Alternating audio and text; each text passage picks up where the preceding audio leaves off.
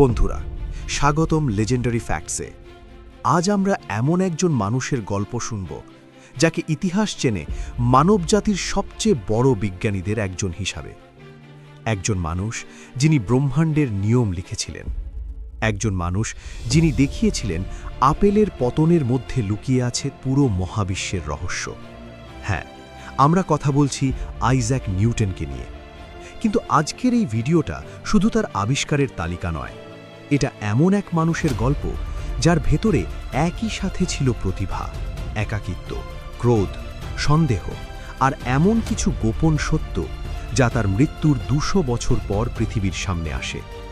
কারণ ইতিহাসে একটা বড় প্রশ্ন সব সময় ছিল, পৃথিবীর সবচেয়ে বড় বিজ্ঞানী তিনি আসলে কেমন মানুষ ছিলেন? এই প্রশ্নের উত্তর খুঁজতে হলে আমাদের ফিরে যেতে হবে প্রায় ৪০০ বছর আগে, একটা ছোট্ট গ্রামে। অধ্যায় ১, যে শিশু বাঁচার কথাই ছিল না। ১৬৪২ সালের ২৫শে ডিসেম্বর ইংল্যান্ডের লিঙ্কনশায়ারের একটি ছোট্ট গ্রাম উলসথর্প। বাইরে ক্রিসমাসের ঠান্ডা হাওয়া বইছে, চারদিকে নীরবতা। কিন্তু গ্রামের এক পাথরের বাড়ির ভেতরে চলছে ভয়াবহ এক লড়াই। একজন তরুণী, মাত্র ১৯ বছর বয়স, প্রসব যন্ত্রণায় কাঁপছেন। ৩ মাস আগেই তার স্বামী মারা গেছেন। এই শিশুটি জন্ম নিচ্ছে একটি ভাঙা পরিবারের ভেতরে। আর যখন শিশুটি জন্মালো, ধাত্রী নাকি বলেছিল একটি কথা, এই বাচ্চা রাত পার করতে পারবে না। শিশুটি এত ছোট ছিল যে তাকে নাকি একটি মগের ভেতর রাখা যেত। কিন্তু অবিশ্বাস্যভাবে সে বেঁচে গেল।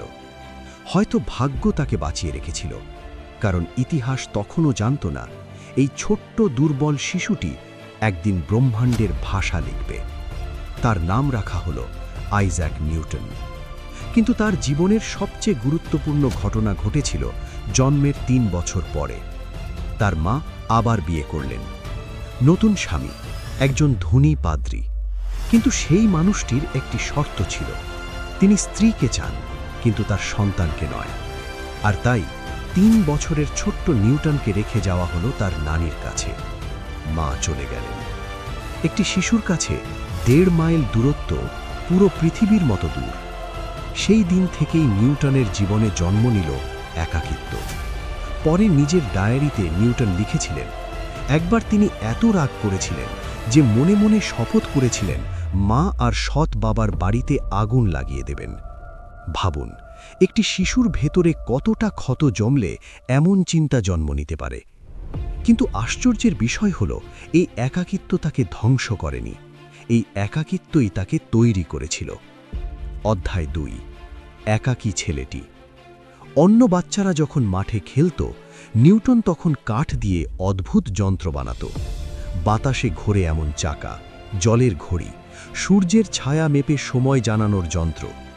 গ্রামের মানুষ নাকি তার কাছে সময় জিজ্ঞেস করত, কারণ তার বানানো সূর্য ঘড়ি ছিল অবিশ্বাস্য নির্ভুল। সে যেন পৃথিবীকে বুঝতে চাইত, হাত দিয়ে, যন্ত্র বানিয়ে, পরীক্ষা করে। কিন্তু স্কুলে সে জনপ্রিয় ছিল না, চুপচাপ, অদ্ভুত। একদিন স্কুলে একটি ছেলে তাকে মারল, পেটে লাথি মারল। সেদিন নিউটনের ভেতরে কিছু বদলে গেল। সে প্রতিশোধ নিল, কিন্তু শুধু মারামারিতে নয়, সে সিদ্ধান্ত নিল সে ওই ছেলেকে পড়াশোনায় হারাবে। কয়েক মাসের মধ্যেই সে ক্লাসের সেরা ছাত্র হয়ে উঠল। এটাই ছিল নিউটনের স্বভাব। অপমান তাকে ভাঙেনি, অপমান তাকে জ্বালিয়েছিল। অধ্যায় ৩, কেমব্রিজ এবং বিদ্রোহ। ১৮ বছর বয়সে নিউটন পৌঁছলেন ইউনিভার্সিটি অফ কেমব্রিজে, বিশেষ করে ট্রিনিটি কলেজ অফ কেমব্রিজে। কিন্তু তিনি সেখানে ধনী ছাত্রদের মতো আসেননি। তিনি ছিলেন সাইজার, মানে তাকে ধনী ছাত্রদের জুতো পরিষ্কার করতে হতো, তাদের খাবার পরিবেশন করতে হতো। কিন্তু রাত হলে সব কিছু বদলে যেত। লাইব্রেরিতে বসে তিনি পড়তেন নতুন নতুন বই। সেখানে তিনি পড়লেন গ্যালিলিও গ্যালিলির কাজ, পড়লেন কেপলারের গ্রহগতির নিয়ম, পড়লেন রেনে দেকার্তের দর্শন। এবং তার মাথায় জন্ম নিতে শুরু করল নতুন প্রশ্ন। অধ্যায় ৪, মহামারীর মধ্যে জন্ম নিল একটি নতুন বিজ্ঞান। ১৬৬৫ সালে লন্ডনে ছড়িয়ে পড়ল ভয়াবহ রোগ, বিউবনিক প্লেগ। হাজার হাজার মানুষ মারা যাচ্ছিল। কেমব্রিজ বন্ধ হয়ে গেল। নিউটন ফিরে গেলেন তার গ্রামের বাড়িতে।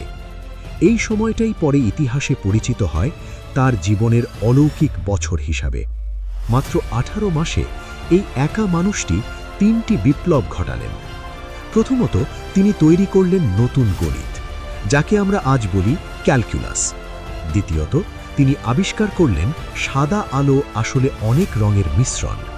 একটি প্রিজম দিয়ে আলো ভেঙে তিনি দেখালেন লাল, কমলা, হলুদ, সবুজ, নীল, বেগুনি। আর তৃতীয়ত, তিনি ভাবলেন এমন একটি প্রশ্ন যা মানব ইতিহাস বদলে দেয়। একটি আপেল পড়ে, কিন্তু কেন সরাসরি নিচে পড়ে? যদি পৃথিবী আপেলকে টানে, তাহলে কি পৃথিবী চাঁদকেও টানে? এই প্রশ্ন থেকেই জন্ম নিল ইউনিভার্সাল গ্র্যাভিটেশন। অধ্যায় 5, প্রিন্সিপিয়া। বছরের পর বছর নিউটন তার আবিষ্কার লুকিয়ে রেখেছিলেন, কারণ তিনি সমালোচনাকে ভয় পেতেন। কিন্তু একদিন তার কাছে এলেন এক জ্যোতির্বিজ্ঞানী, এডমন্ড হ্যালি। তিনি নিউটনকে জোর করলেন সবকিছু লিখতে। ফলাফল 1687 সালে প্রকাশিত হল ইতিহাসের সবচেয়ে বিখ্যাত বৈজ্ঞানিক বই, ফিলোসফিয়ে ন্যাচুরালিস প্রিন্সিপিয়া ম্যাথমেটিকা। এই বইয়ে ছিল গতির 3টি সূত্র, মাধ্যাকর্ষণের নিয়ম, গ্রহের কক্ষপথের গণিত, এবং প্রথমবারের মতো মানুষ বুঝল ব্রহ্মাণ্ড এলোমেলো নয়, এটা নিয়ম মেনে চলে। কিন্তু এখানেই শুরু হল ইতিহাসের সবচেয়ে তিক্ত বৈজ্ঞানিক লড়াই। জার্মানির আরেক প্রতিভা, জার্মানি লাইবনিজও স্বাধীনভাবে ক্যালকুলাস আবিষ্কার করেছিলেন। কিন্তু নিউটনের সমর্থকেরা অভিযোগ করল লাইবনিজ চুরি করেছেন। বিতর্ক এতটাই বাড়ল যে দুই মহান মস্তিষ্কের সম্পর্ক ধ্বংস হয়ে গেল। আজ ইতিহাসবিদেরা একমত, দুজনেই স্বাধীনভাবে আবিষ্কার করেছিলেন, কেউ কারো কাজ চুরি করেননি। কিন্তু নিউটনের অহংকার এই লড়াইকে থামতে দেয়নি। অধ্যায় 7, গোপন অ্যালকেমিস্ট। 1936 সালে লন্ডনের একটি নিলামে নিউটনের হাতে লেখা হাজার হাজার পৃষ্ঠা আবিষ্কার হয়। সেগুলো কিনেছিলেন অর্থনীতিবিদ জন মেইনার্ড কেইনস। পড়ে তিনি বলেছিলেন, নিউটন যুক্তির যুগের প্রথম মানুষ নন, তিনি ছিলেন শেষ জাদুকরদের একজন। কারণ নিউটনের লেখার বড় অংশই ছিল অ্যালকেমি নিয়ে। তিনি রাতে গোপন পরীক্ষাগারে সোনা বানাতে চেষ্টা করতেন, পারদ গলাতেন, রহস্যময় রাসায়নিক পরীক্ষা করতেন। একজন মানুষ যিনি দিনে বিজ্ঞানের নিয়ম লিখতেন আর রাতে জাদুবিদ্যার রহস্য খুঁজতেন। অধ্যায় 8, বিপজ্জনক বিশ্বাস। নিউটনের আরেকটি গোপন ছিল, তিনি বিশ্বাস করতেন না খ্রিস্ট ধর্মের ত্রিত্ববাদে। সেই যুগে এই বিশ্বাস প্রকাশ পেলে তাকে কারাগারে যেতে হতো।